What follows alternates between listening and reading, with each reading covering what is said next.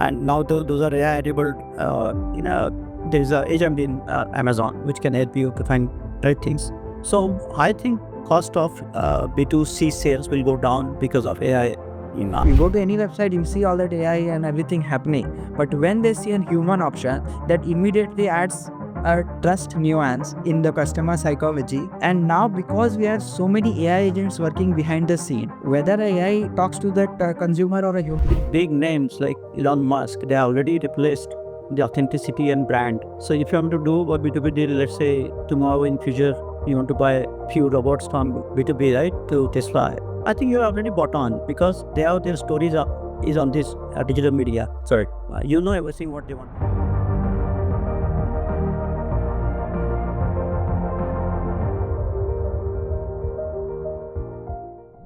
Good afternoon, friends, and welcome to the Sales Algorithm. Today, I'm happy to introduce two distinguished guests in a panel discussion. I have with me Sandeep Chintawal and I have with me Udit Agarwal. So, we'll discuss in a panel discussion about the role of AI in sales and AI-driven sales and marketing and opportunities, threats, current innovations, and future pathways. So first, let me introduce Sandeep Chintawar. Sandeep doesn't need an introduction. He's already been the third time here. Thanks, Sandeep, for coming over whenever I call you. Looking back. So he is already featured in 2 episodes before, but just recapping here, Sandeep started his entrepreneurial journey in the Silicon Valley in early 90s. He built his first web analytics company during the times when internet browsers were still very new. In a few years, he exited it with a successful acquisition.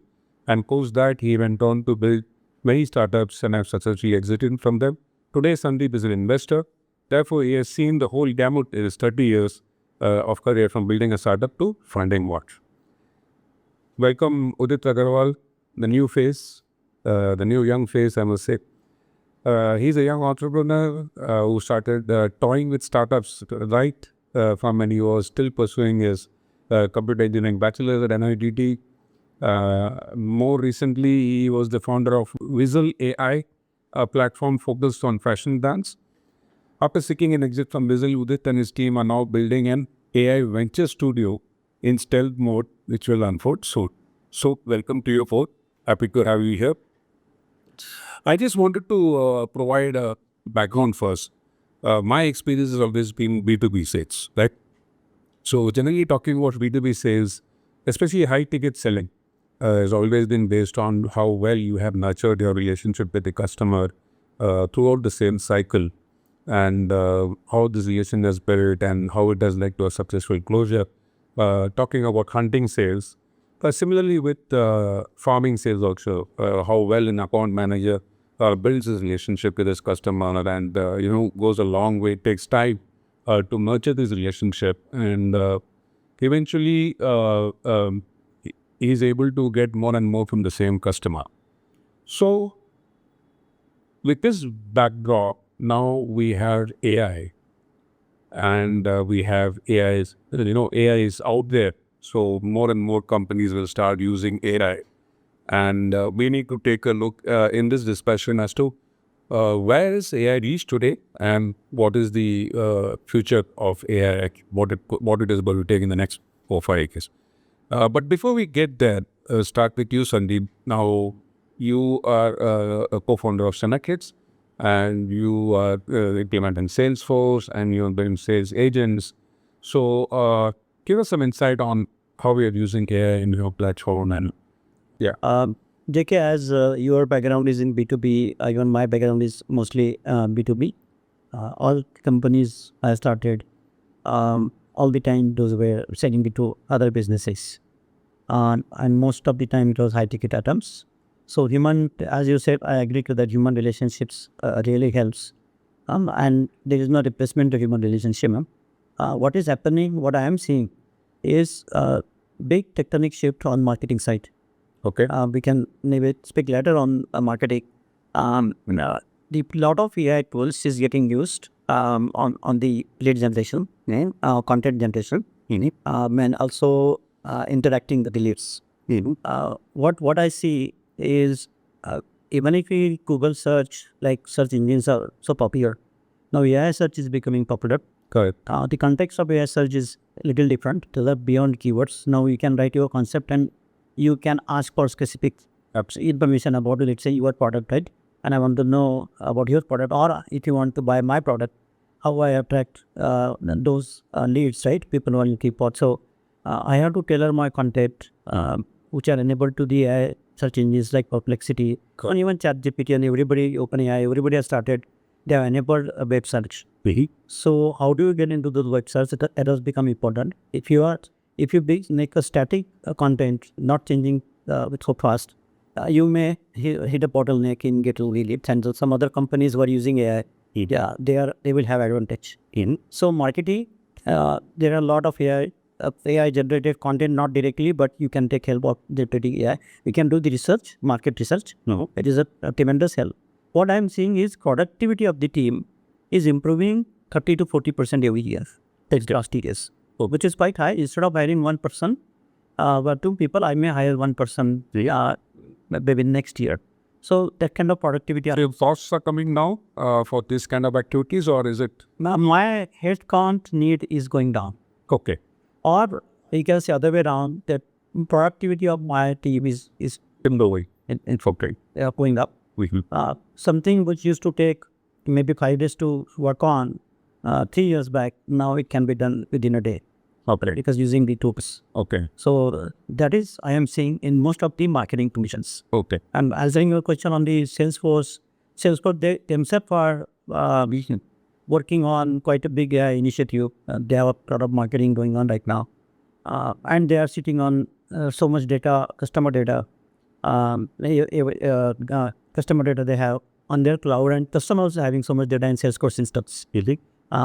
So they are using AI for complete account-based marketing and even email campaigns and all that. We can maybe go in depth on that. So the Salesforce is a big company, they are a platform company, but there are a lot of new age AI startups which are coming into marketing and sales. On the sales side, there are things which are happening, like when you go at the meetings, note taking is becoming so common. Correct. Absolutely. If you remember in COVID time, when we used to go on the calls across abroad and other places, there was no background image. Right? So things have changed in 5 years. Correct. And now you can have configurable background images and you can put your logos, so many things. Similarly, now AI meeting notes is becoming so common. You go on any meeting, majority time. You know, just digressing a little bit, I always tell my sales mentees, taking notes is so important in front of the customer. Although you may think that it is, kind of interfering or something, but the customer is also taking you seriously when you take notes. And since it was done manually, I mean, of course, you build your knowledge base also with that. The notes that you build, and then at the end of the day, you go through that and you really build this thing. So it's automated. Just imagine as a host of the meeting, or you're selling something and your brain was working taking notes because you don't want to skip anything, right? Or slip anything. Now you are getting notes with actions. That itself has a improvement of the process. And then now there are, with summaries also. Yes, and now there are two, clearly, if you have that, it is a meeting note, it takes notes, because it does the online search all the time, so that if somebody talks about, if you talk about something new technology, which I don't know about, it immediately pops up on the right side that this is he's talking about, this is a competition you're talking about, these are the features it's like a real-time assistant. Clear-time assistant. So there are many tools, and your productivity is now you can handle maybe 3 more clients in the same day. So in B2B, otherwise we used to go one client and... That's a very good point. Yeah. And so earlier there used to be an inside sales team. I mean, this inside sales team had a full job of researching the web and finding the proper prospects and finding the leads, qualifying them. So you mean all those can be completely automated now with AI? Yeah. What's better? I won't say completely automated. I would say the productivity of inside sales person will go 2 to 3 times in the next 2 years. Correct. So you still need the people. But need the people, but you will need a high bandwidth people. Correct. Who can understand using all the tools and then use the tools and increase the productivity. Correct. Get same information. So, in B2B sale, we do so much research about before going to the MIT. Absolutely. Right? So we go with the lot of information. We may have most of the time, even one person doesn't go. In corporate B2B meetings, we have team going there, and then everybody has something to add, right? So all that can be added using these tools. Wow. So you have lot of information in your hand while before getting into the call. Correct. And in real time, we can get assistance that if there are the new terms and new features, new products. These are the assistants you should take along. Yes. So that you and those. So your cost of sales will go down like anything because your information is available. Correct. Some basic intelligence is available. You can think and research and real time can give you the information, Absolutely. which is AI assistant or AI agent. So that will increase your productivity and it's a win-win for both. Win-win for both. Increasing the productivity as well as giving you, a higher amount of qualified leads. Yes. At the end of the day, which is, much more than a manual, can do. This is more important. I mean, if I get, say, 100 leads from a person and at the same I get 1,000 leads from an AI assistant, it's far better and gives you more. So I am seeing a big change. Not like people are saying whether AI is going to replace or hey, can AI do this or cannot do it? I will not get into that topic. But I just say productivity is increasing. Right. It is must to have tools, and I think everybody should take it seriously. Right. It may happen or not, but right now, current AI can do many things. Exactly the same thing you were discussing today, right? In the morning, I played you the video from Manan Deshpande. It's the same thing about AI. He said, with AI to code development, the productivity is increasing much more. With the same team, we are achieving much more than what we used to. The only difference is, as you said with sales, even with coders, they need to have knowledge of how to use AI in code. Similarly, salespeople and insights, we need to know knowledge of usage of these tools. So that's fun. Yeah. So I'm not sure what this experience is. What I am seeing from Silicon Valley is some of the engineers have seen productivity anywhere from 3 to 5 times increase in last 2 years by using code generation tools. But they have to have a right kind of interaction with code generation tools. But the productivity is exponentially going up. I'll put a similar number to you. Whether it is 3 times or 7 times or 5 times, that depends a lot on that person. But the trend that I've observed in my startup, and I still code myself, so in my own productivity, is AI has been like a real game changer for experienced engineers. Yes. Though it has been marketed a lot towards vice coders and a lot of early career stage engineers picked it up, but the real value or the maximum value is created for experienced engineers because now they don't have to orchestrate a team of 20 junior engineers, and now they can orchestrate a team of 2,000 AI agents, and they can deliver better quality software at a maybe 60-70% lesser cost and 60-70% lesser time. Right. So that is the changes I am saying. Yeah. And now there are code generating agent companies who are focusing on senior developers, not only why they are focusing on senior developers, senior software engineers who can do it, and for the complex problems of it. Okay. So complex software problems used to take days to solve, and the teams. Now those will be solved by the agents. Correct. So all your bottlenecks will be broken down, and your whole generation, as Udit is saying, that it is going to be. So it's the matter of how you efficiently use this to your advantage and to make things faster, productivity increase, cost reduction, etc. Udit, sorry, throw some light on your Whistle. Yeah. That's right. Yeah, you could call it Whistle. How do you use the AI in that, and give us some idea on what you did and what kind of tools you did on that. So just to give some context to you, Wiser, we were essentially, we had a few key observations in high-ticket B2C retail. So we started with B2C retail. Companies who were doing high-ticket online first retail, that now their cost of acquisition is quite high. And now with so many new brands entering into high-ticket market, whether then high-fi, their AOVs are very higher than ever.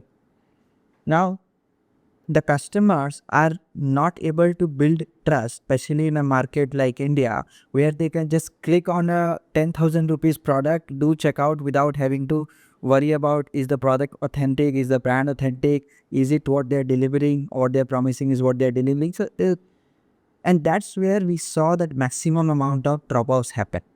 And the current solutions that they had, they were trying to bring these customers back into the funnel through various means, but all of them were missing one point, which was speed to lead. In B2C, speed to lead matters. Correct. If I am looking for let's say an engagement ring, I went to a new age lab grown diamond jewelry website. I went there 3-4 times within a week, and maybe I did not build enough conviction, and I go to a competitor brand the next day, and I get it from there. I did all my research with you, but just because your branding, your positioning did not sound at the right chord with me, I lose that business. So now that one day or that speed to lead matters a lot. Maybe you are up to something, or some other brand caught your attention. The moment you know how it is, all Insta ads and everything works, it always tries to show you the brands who are spending the most amount of ad. Right. So the speed to lead was what we were solving. Good. So what we said, okay, why can't we have a real time assistance, which is not a typical chatbot experience, but a real time sales assistance Done. on high ticket sales platforms, Okay. high ticket product platforms, where we put a mix of AI and humans. And so the mix is in a way that let the brands and the consumers decide how much of the AI they want to consume and how much of the human they want to consume. Okay. So we build a cohesive platform Okay. where a brand can decide, okay, no, I want to give a premium experience and I want to deploy my humans to actually assist my customers. A customer can decide, okay, no, I don't want to be bothered by a human, knocking on my website that, hey, I talk to me. If I need it, I'll pick up, press a button, and I will choose whether I want to talk to a human or an AI. So this is what that entire experience was.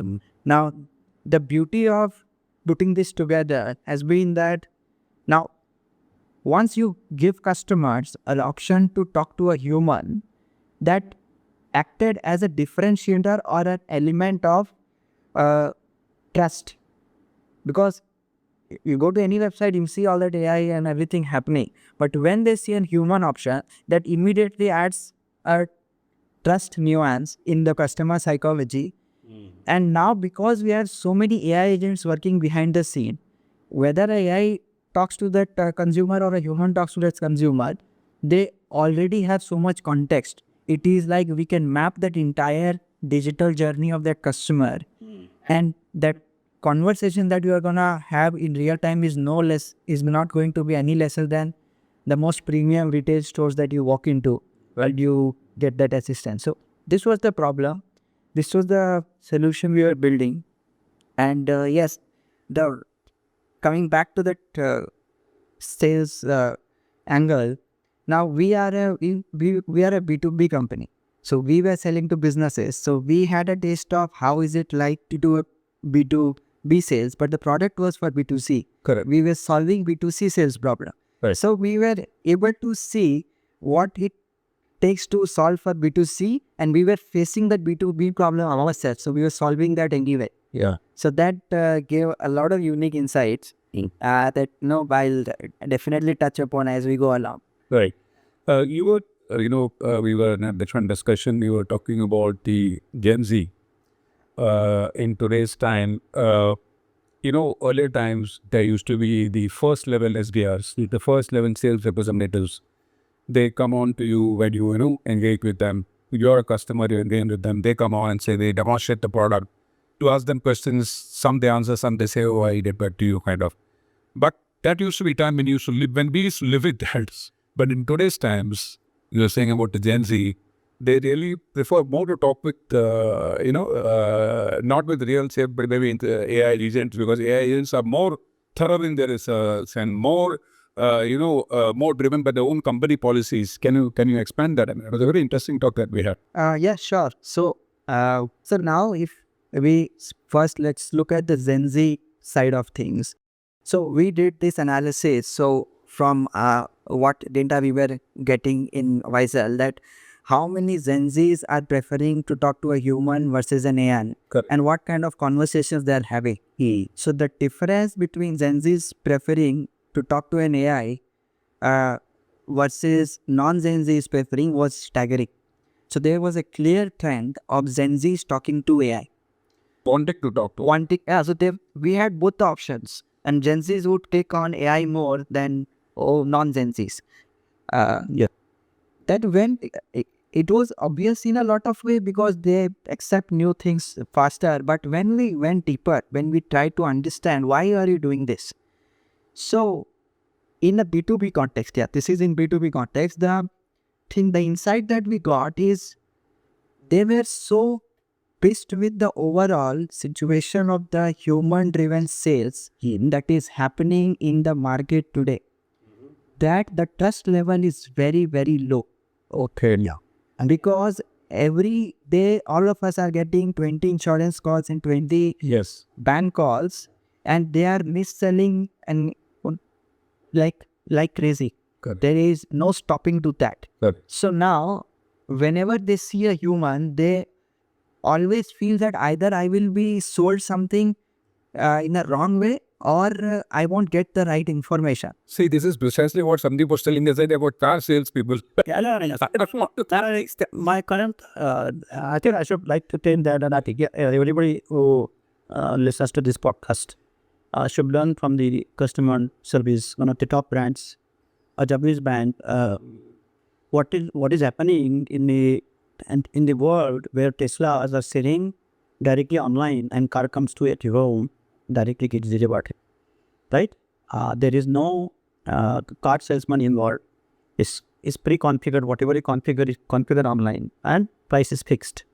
So car buying process was always been a stress for a common man, and most of the cars are delivered through dealers, and dealers try to sell extra things, which is a mis-selling. Listen. And it is a very dreadful experience for anybody. Absolutely. And it is now out of the it is not with the current times. Current times are different, where people are seeing on the internet that Teslas are delivered at home. Yes. And now you are going to these dealerships, and they are trying to sell you which is not needed. We're selling, and those are like 10-15% of product price. Correct. And when I check, those are all unethical and illegal practices. So these kind of things, what Udit is saying is exactly right, that people are getting mis-selling calls, especially in B2C and even in B2B. So to get a roundabout way, to find about your product, if you're selling a product, what I would do is I would do more research and then directly talk with you. The research can be done by chatting with the AI chatbots and knowledge base. Yeah. So that part is instead of I calling your SDR and trying to get information. Correct. So the human relation is getting misused. Yes. This is the other side. Other side of The other side. relation. I rightly said. This is the other side. Human relation is very advantage when you want to do B2B sales. Correct. This is the other So side. it is also at the disadvantage. Yes.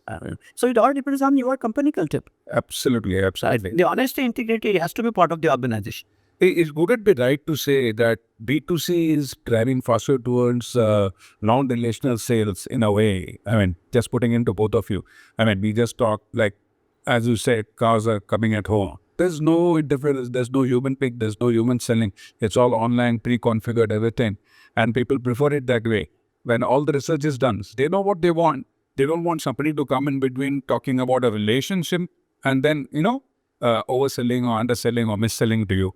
So is it true that B2C will be faster in adopting this, AI-based, completely AI-based selling than B2B to some extent? We'll still come to B2B later in certain critical areas that I have in mind. Just throwing it open to you. What do you think? Just to directly answer your question, yes, because the traditionally the nature of B2C businesses have been that okay, they don't want to go so close to the customer. Yeah, they want to be one step away. They don't want to be at your home all the time. Yes. And the kind of the scale they operate, the economics that they have, it makes a lot more sense for them to deploy such things. But yeah, now if I just broaden a bit to touch upon other points, like when we saw this happening, because we never took a stance, we said okay, whatever is best for the consumer and businesses, they will choose. It's too early to take a stance. Correct. So B2C, I see a adoption happening in B2C very quickly. And it will take over most of the B2C in city. And then cost of sales will go down. So your products will be more cheaper. What Amazon did to consumer accounts. So, if you think in 2000 or 25 years back, it was unthinkable. Correct. Getting 5 things and you try all the 5 things and return 4 things. Yeah. The logistic costs have gone down, sales costs have gone down. Sales is indirect because you check the reviews of the people, so you get idea about the product, what you want, and now those are AI enabled. There is a agent in Amazon which can help you to find right things. So I think cost of B2C sales will go down because of AI enabled technologies. You're going the human from different. Yes, moving, and then they are moving human away from logistics, transportation. So there also the cost will go down. And then Natural way to progress for companies also. See, yes, a low cost area kind of a thing, and of course, consumers also accept that. Yeah, so to at least add one more point. So the fundamental thesis that we developed, that okay, if we look comprehensively what is happening, like any job that humans were majorly doing very poorly is going to be replaced by AI. Correct. And any job which was just not possible at human scale to be performed has to be, AI can very well do it, is doing it, and will continue to do better. Correct. So these are the two sectors where humans traditionally have performed poorly because of the incentive structure or because of the kind of skills that real society could build. Correct. But jobs where humans have traditionally done poorly and jobs where we just couldn't imagine, these are ripe for disruption, and AI should go there. Correct. Now, if you look at sales has always, at least in the minds of a lot of customers, is been in this bucket where these salespeople are not doing the right thing. Yeah. It is looked at from a very negative lens a lot of times. Yeah. And that gives a misnomer to sales itself as a function, as a designer. Like a lot of people think sales, oh no, I don't want this. I don't want this. People, like you have boards in companies, sales are unsolicited, unsolicited sales not become kind of, This gives the misnomer to sales. As a sales professional, I feel very bad about this. But this is the root of it. What you think is the root of it, yeah. Now, sales, world thrives on sales. There is, until the product is, if the product is not taken to you in your context, you're never going to understand and take it. That's what the function of sales was like as a principle has been. Yeah. Now, but what has what these customers are saying, okay, now you go to a B2B website, they say, okay, book a demo, you book a demo. Okay, now let's say you book a slot, and then 3 days later, you as a customer, a potential customer, you show up on that meeting, and then you have an SDR. Yeah. Now, first of all, the biggest thing you have to see as a customer, with so much noise in the market, you still showed up for that meeting. Correct. That's anyway converting you from a normal lead to a hot lead. Yeah. Correct. Okay. Now, what you are served at that time matters a lot, and more often than not, you are served with a level 1 SDR, let's call that thing, who has only that much information of the product that is written on the website that you could very well read it. They don't even understand how that company is positioned and what this customer profile is, that how you should be positioning their use case. So scripted. Yeah. For most questions, they have answers like, I'll get back to you. I'll get it. Yes. Now this question has killed more companies. This answer has killed more companies than ever. That's what I feel. Now, you first of all, you wasted that customer slot where he was so enthusiastic about your product that he was ready to jump on that call. Yeah. Now you had that golden opportunity, and humans have not been able to establish quality with that kind of scale, and that's where I think that is the first place in B2B that is ripe for disruption. And and things will follow from there. Yeah, that I completely agree. As Sandeep also said the same thing. There are certain functions and there are certain processes within the sales. It can be made only better in goes a pay. Yeah, like whatever is today. Now coming back to now, we have seen that B2C probably maybe more ready than B2B today to get into automated end-to-end automation in sales, etc. Without human. Again, coming back to my very favorite thing about B2B, premium salespeople who really make their living out of these premium customers and, consultative sales is what I say, where the customer has so much of trust on that person. What will happen to these kind of sales? I think for foreseeable future, those are still going to be there. I agree on that. I also think that. Irrespective of this, because human relationship at this point is more important, and as tools comes, maybe that will have more importance, more and more importance. Yeah. So human will spend time only when it is really critical. Right. So meeting a one-on-one in a B2B meeting is going to be a serious meeting, and it will develop more relationship. Right. And both parties, both sides will be using AI tools to get to the decision very fast. Right. And it will be win-win for both parties, so that the buyer gets what he wants and seller can sell what buyer wants, so that the buyer comes again and again. So it's a happy deal. Correct. That is also very important for long-term relationship. Yeah. If we sell someone, missell someone, or misrepresent, It's got a backfire. it is going to backfire. Any enterprise or B2B salesperson will say same thing. Right. Because nobody wants to spoil the relationship which are built across decades Yes. in enterprise sales. Yes. So I think tools will help more. Yeah.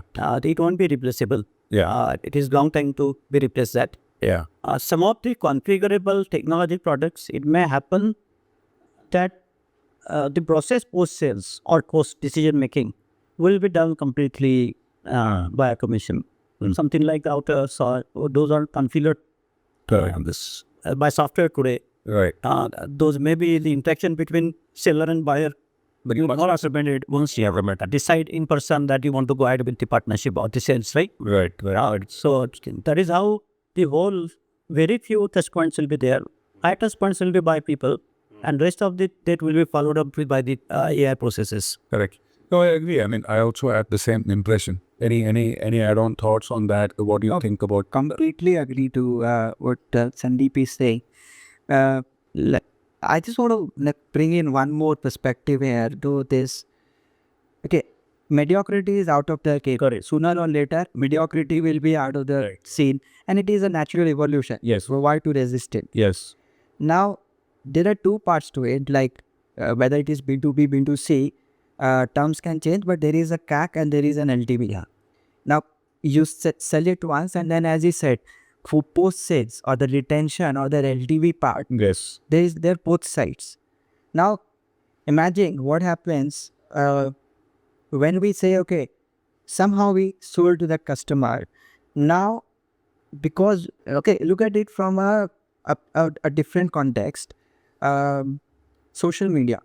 When social media started, brands who were putting things on social media, they used to stand out like, okay, no, these are big brands. Yeah. So Really, if you put a reel as a brand, then you are like, okay, no, they can do it.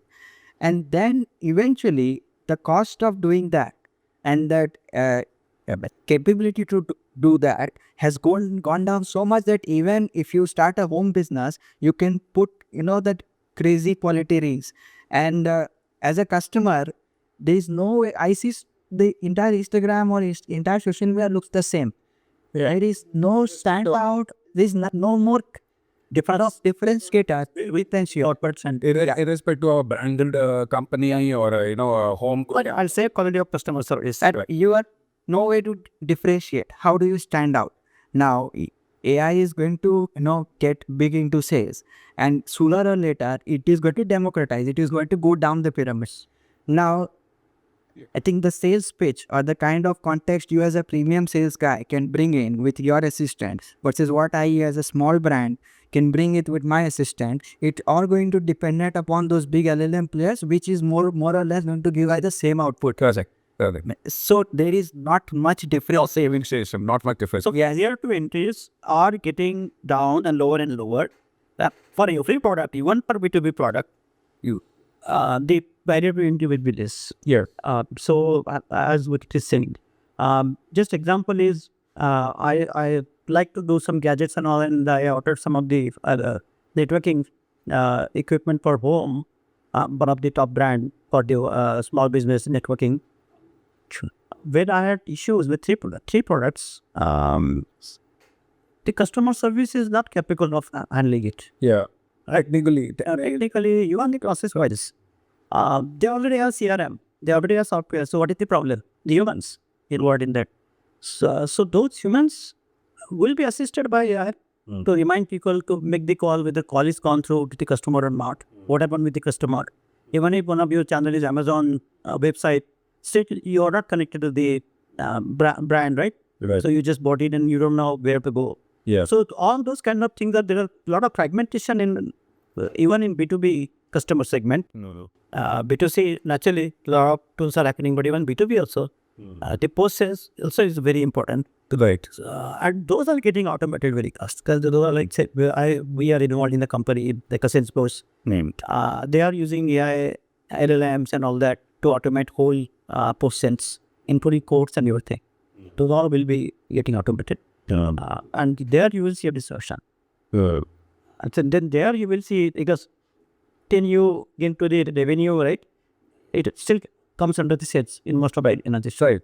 So there you will see in sales organization, you will see a lot of some of the functions will be so replaced or maybe productivity increase. Correct. So premium sales will become more premium, and then one person who is handling, let's say, $3 million, he may be able to handle twice or thrice number of customers because of digital capture.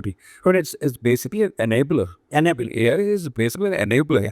If you use it as an enabler without seeing the threat in it, I mean, I don't see there is, even when you talk about B2B, it's B2C and the B2B mediocrity disruption has to happen. It is for the good for everybody, for all parties, the seller and the buyer, right? But again, talking about high-ticket selling, premium human selling, AI is going to enable that. They do it much better, right? So next point is also similar, but again, I just looking into the future. Negotiations. Now, negotiations are very, very personalized thing. It's the most personal thing in a human-to-human selling. The most personal thing is negotiation that occurs not only in sales, but it also occurs in other areas like funding, the VC, the investors. They want to see the founder. They want to really have the feel of the person, what his ideas are, or what his body language is. The body language understanding is a very crucial thing in negotiation or in I see negotiation thing. Yeah. You see the people like the big names like Elon Musk, they already replaced the authenticity and brand. So if you want to do a B2B deal, let's say tomorrow in future, you want to buy few robots from B2B, right, to Tesla, I think you're already bought on, because they have their stories is on this digital media. Sorry. You know everything what they want to say. Yeah. So there are different ways to do, which we do in one-on-one sales. Those can be done in the digital media, even today. And if you have authenticity of your brand, you have reviews of your brand, how customers are there, and your story, why you are selling and why this product. I think a lot of things will be expedited to know that. Correct. And if you see in what is evolving and what we are seeing in 30 years of sales, is the customer is becoming more and more knowledgeable. Yes. Getting customer onboarded on the knowledge itself used to be a big task 3 years back, Yes. especially the tech products. Absolutely. So you have to do concept selling. I'm questioning. Right. Do the concept selling and then sell your product. So now what we are seeing, even now, we are saying that we are getting customers online across globe. In our headquartered Mumbai of Salesforce, they are knowledgeable customers. They know exactly why they are coming to this vendor. They have done their research and they are where the AI search tools and all those are used. Right. Then they are putting their intention and they are getting their outcome. They are getting a list of 5 or 6 companies. They are talking with them and they are going to make decisions. Yes. So here, my interaction, B2B interaction, which used to be maybe 2 or 3 calls with that person, has reduced to not even, and because it's already decided to talk with me. Okay. Alright. Okay. So he has done that research. That's why when we started the talk, discussion today, is if you have a right representation online, a lot of things can be done. One as a premium. Very valid point. Now I know how you came there. Absolutely valid point. Yeah. And if you have stories, so whenever I do mentoring, I always tell founders that you need to give your story of yourself, why you are doing this, and why these products and services you are trying to sell. Right? It is, you can't say that this is for money. Nobody is doing this for money. Nobody is doing it just for one cause. Right? There has to be some story behind it. Deep-rooted story. Some deep That is a story that people are looking. that people are looking for. So they're not just buying the product, right? They're buying a story behind it. Right. And if you see an iPhone, which is $1,000, which is equivalent to my MacBook Pro or MacBook Air, all right?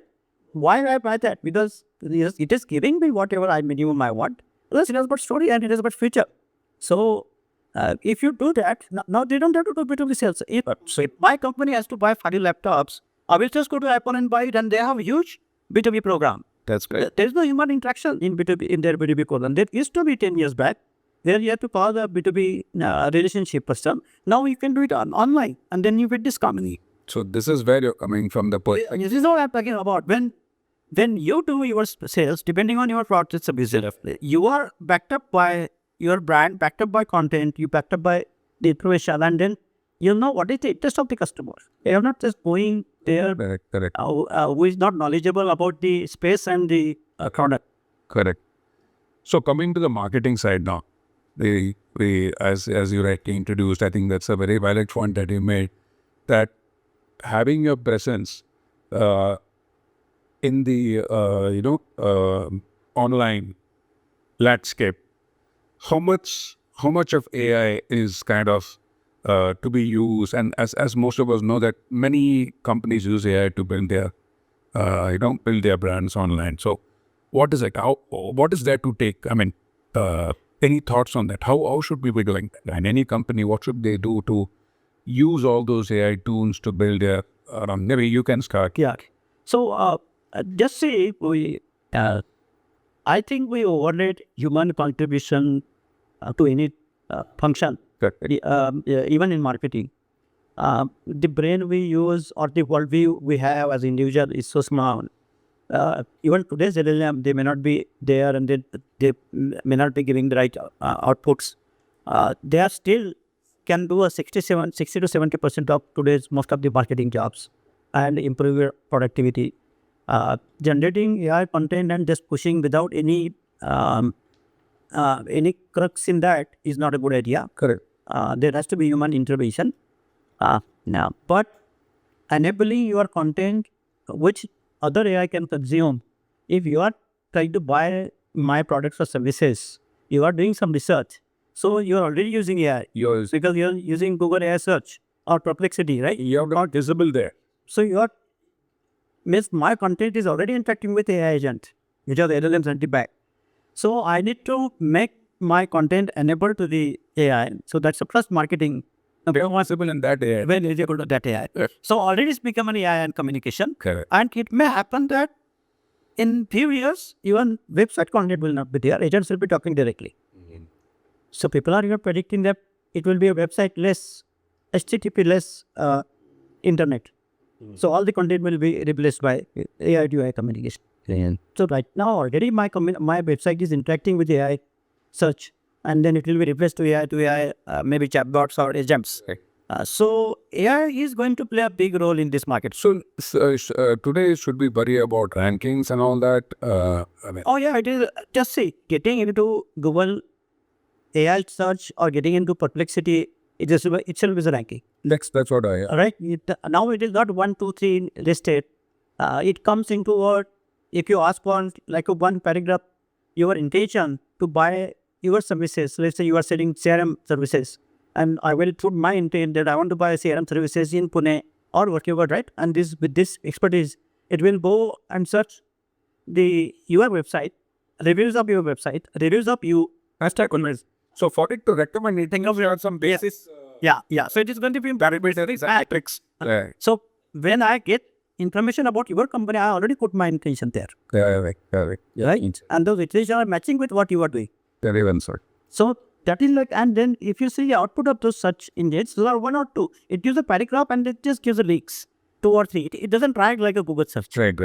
Right, so that is what I meant by getting into AI search engines, right? No, you can't say search engine. The AI-enabled searches. So those recommendations have been like kind of, they are curated recommendations. Yes. Use the proper word, is a curated recommendation. You know that there's some work going on behind that to check the metrics and things. See, this is the right fit for us. So that is the work which is replaced by AI, which we used to do for whole day. Let's say we want to buy, you on the case a B2B CRM company, you spend days to understand from where you get the vendor, right? Even today, you want to get vendor in any services, you need so much time, you need to spend so much time. Absolutely. So that is what is crunchy. Absolutely. I think to understand this better in today's time, you have to understand how to use AI better in this whole landscape of sales and marketing, where it is going to give me those quantum leaps to achieve more in sales, and where it is going to give me those quantum leaps in outreach to the entire world. So this is the more interesting part to do than per se sales or marketing. The more important thing is how we deploy the AI to get better in your occupation. That's the more interesting part, I think. Right? Do you agree? So as like we even talked before, like once the cat is out of the bag, there is no way to put it back. Now the optimists and most of the businesses are optimists. The only way they should look at it is like, okay, what is it for me? How do I double my top line? How do I double my bottom line? It is as simple as that. If you talk about business directly.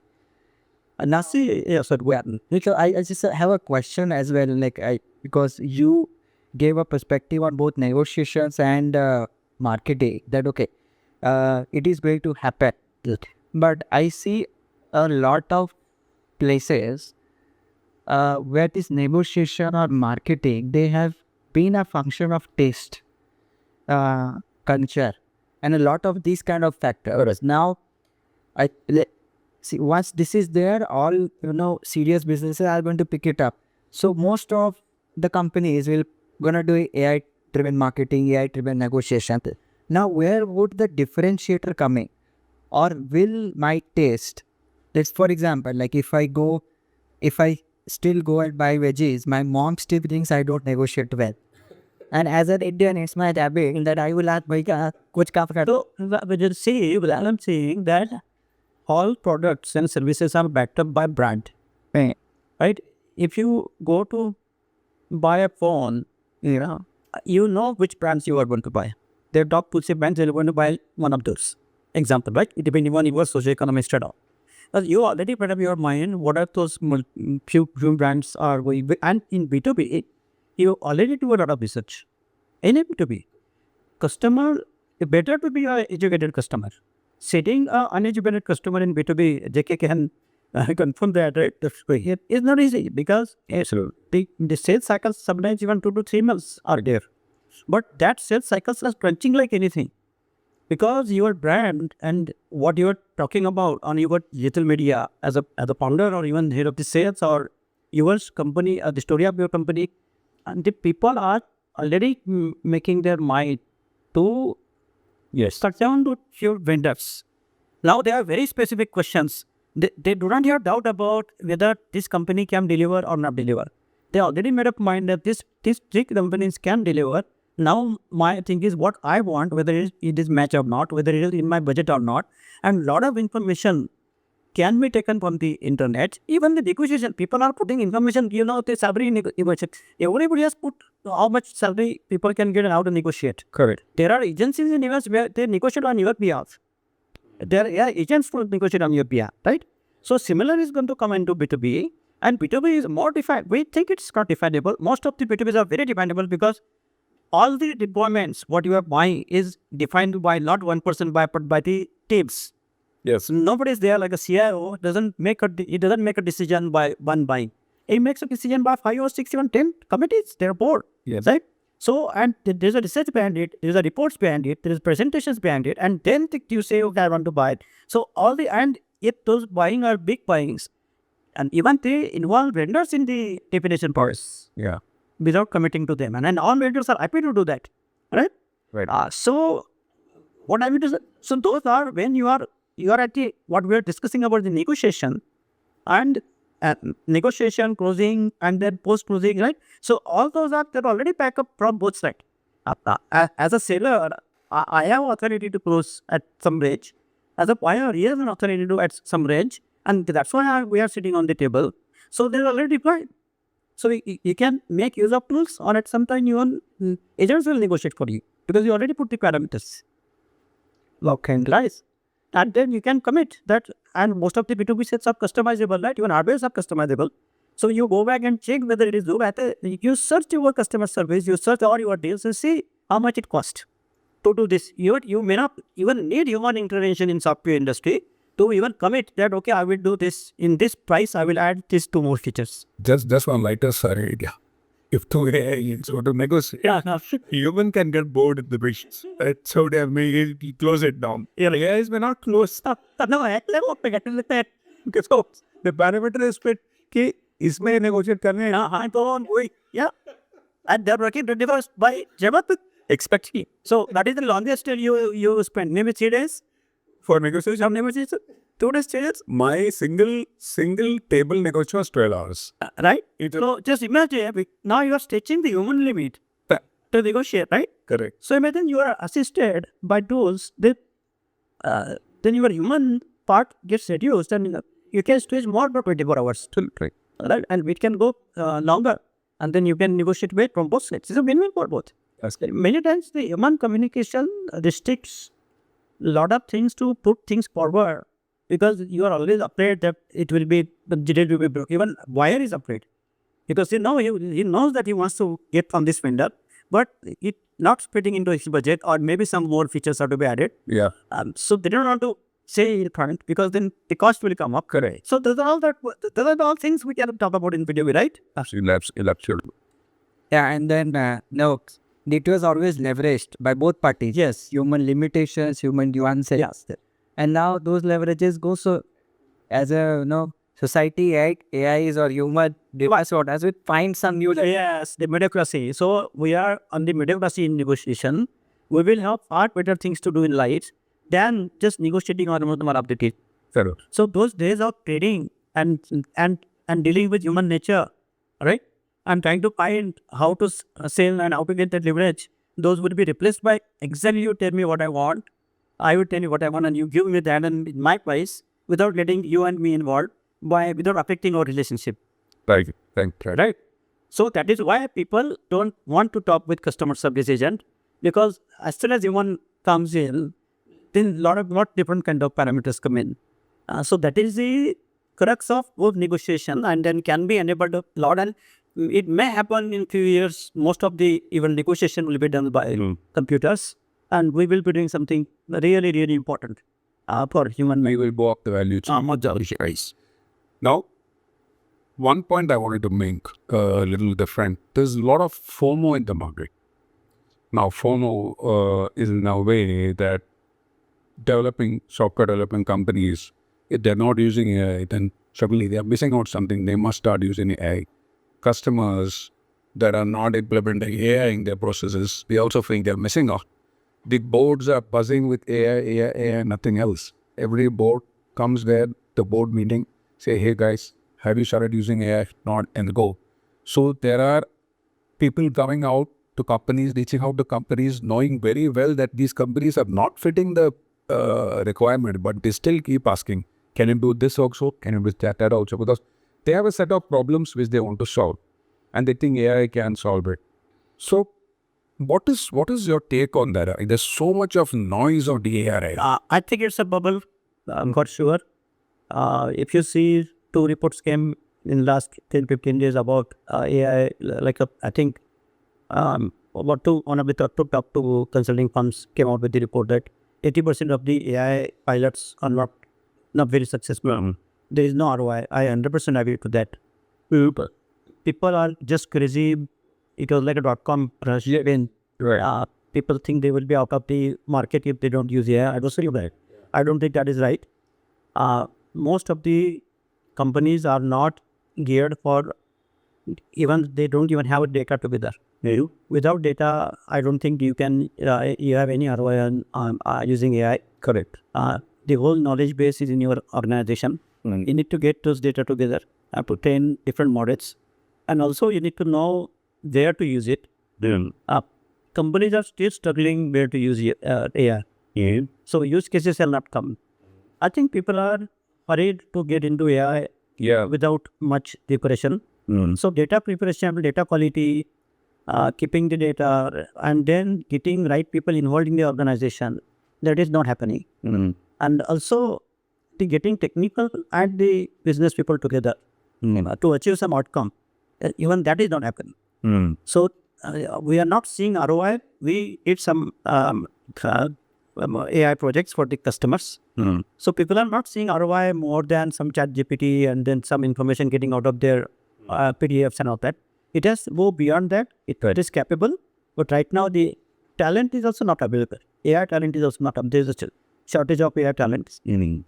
So there are a lot of limitations in AI implementation today in non-tech organization. Even tech organizations are having a lot of issues in enabling AI. We may see some dip, and then again it will come up as more AI-enabled tools and agents will come, and then you will be able to use those tools.